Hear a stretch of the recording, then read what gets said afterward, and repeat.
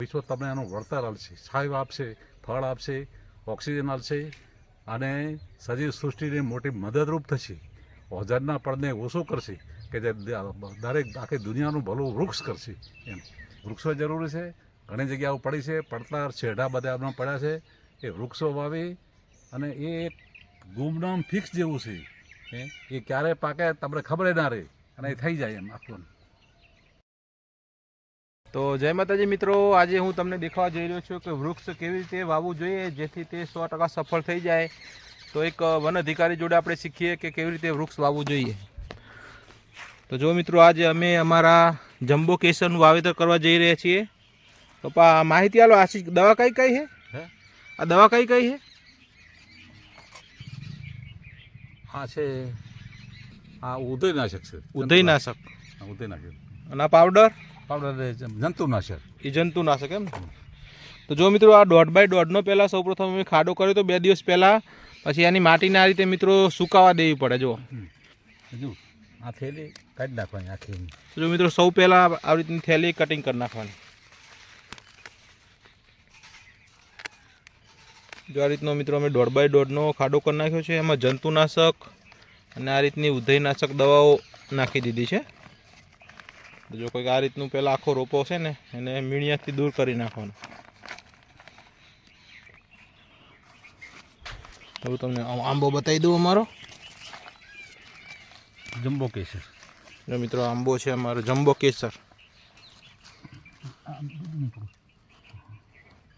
જો મિત્રો, એનું આ મીણિયું દૂર કરી નાખવાનું, પછી એના જે રૂટ્સ આવે એ વિકસે ના.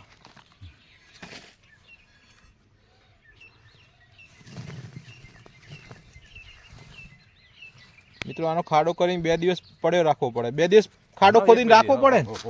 આમ તો કરવો પડે. ઉનાળામાં કરો તો સૌથી સારું. ઉનાળામાં કરાવે ને તપ્યા આવે ને ખાડો તો એ જંતુ બધું થઈ જાય. જો આ આપણે આંબા વાવવાના હોય તો એના ખાડા મિત્રો અગાઉથી 1-2 મહિના પહેલાં કરેલા હોય તો એકદમ આ માટી સેનેટાઈઝ થઈ જાય. મિત્રો જો,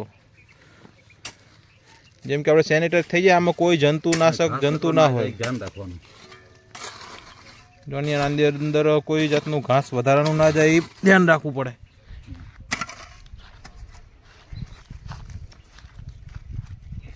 બરોબર પ્રેસ કરી દેવાનું, દબાઈ દેવાનું. એર ટાઈટ કરવાનું, દબાઈ દેવાનું ચારે બાજુ આમ કરી. તો મિત્રો, આખો ખાડો એર ટાઈટ કરી દેવો પડે.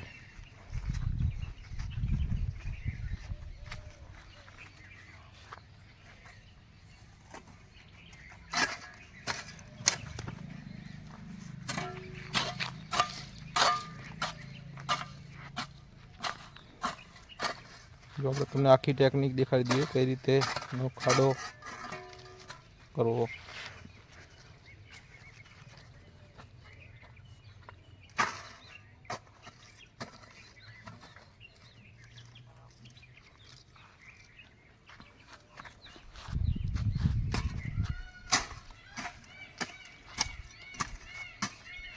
જો મિત્રો, 2 વૃક્ષો વચ્ચે અમે 15 ફૂટ જેવું અંતર રાખ્યું છે મારા પપ્પાએ, જેથી કરીને કોઈ એકબીજા વૃક્ષોમાં નડે નહીં. શરૂઆતથી જ યોગ્ય અંતર રાખો જેથી કરીને ભવિષ્યમાં કોઈ આંબો કાઢવો ના પડે. પછી થોડું પાણી રેડી દેવાનું. પછી માપસર પાણી વચ્ચોવચ નહીં રેડવાનું. જો સાઈડમાં આ રીતે ધાર કરવાની એટલે એક રસ થઈ જાય.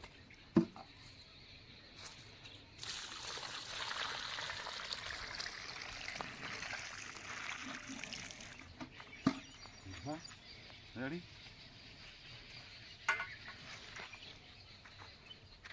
જૂન અને જુલાઈ 2 મહિના છે ને એ વૃક્ષ રોપવા માટે ઉત્તમ મહિનો છે. એમ સારામાં સારા આ 2 મહિનામાં વૃક્ષો થાય. કે અમારો સર્વિસનો અનુભવ છે આખો આના વિશે એનો, કે વૃક્ષ કેવી રીતે વાવવું કે જતન કરવું. વૃક્ષ વાવવું જરૂરી નથી, વૃક્ષનું જતન કરવું બહુ જરૂરી છે. એમ આપણે બધા એને સાવકી માતો બની જશે વાવીને, સાવકી માતો બનાવશે પણ એનું જતન આપણે ઓછું કરીએ. સાવકીમાં બનો એને તો એનું જતન પૂરેપૂરું કરો તો ભવિષ્ય તમને એનું વળતર આપશે, છાંયો આપશે, ફળ આપશે, ઓક્સિજન આપશે અને સજીવ સૃષ્ટિને મોટી મદદરૂપ થશે. ઓઝોનના પડને ઓછો કરશે કે જે દરેક આખી દુનિયાનું ભલું વૃક્ષ કરશે. એમ એવી જગ્યાએ વાવો કે એ કોઈ નડે નહીં. એ કોઈ નડે નહીં અને એ પૂરું આયુષ ભોગવી. આજ વાયુને કાલ કાઢવાનું એવું નહીં. જગ્યા એવી પસંદ કરો કે એનું આખું જીવન પૂરું કરે, જીવન કર્મ આખું પૂરું કરે, એવી પછીથી જે હોય એનું આખું એનું એ પ્રકારે. અને સઘન રીતે ખેતર અંદર વાવવા કરતાં ખેતરનો પડતર જમીન જે છે શેઢા અથવા જ્યાં ખેતી નથી કરતા એવી જગ્યાએ એનો ઉપયોગ કરવો જોઈએ, ત્યાં વૃક્ષો વાવવા જોઈએ. સઘન ખેતીમાં નહીં. ઓક્સિજન વૃક્ષ જ આપે છે ને. કોઈ મોટી ફેક્ટરી છે કે આટલું ઊભું કરી શકે? આ વદરાજી હોય કેવું લાગે સરસ આખું, એના વગરનું અધૂરું જ બધું, જીવન અધૂરું છે. આ 2 મહિના સારામાં સારા છે એના માટે, જૂન અને જુલાઈ. એના વધારેમાં વધારે વૃક્ષો ઉછળતા હોય, વિકાસ થતો હોય તો આ 2 મહિના આખા વર્ષમાં થાય, પણ આ ઉત્તમ સમય 2. અને મારા જેવા રિટાયર માણસોએ તો આ પ્રવૃત્તિમાં રચા પચા રહેવું જોઈએ. ઘણા મારા ભાઈઓ કર્મચારીઓ રિટાયર છે, એવા જો 2-5 ઝાડ વાવી અને એની પાછળ સમય આપતા હોય તો એમનો સમય પણ સારો જશે અને જિંદગી પાછલી આનંદમય જશે. તો સાંભળતા હોય તો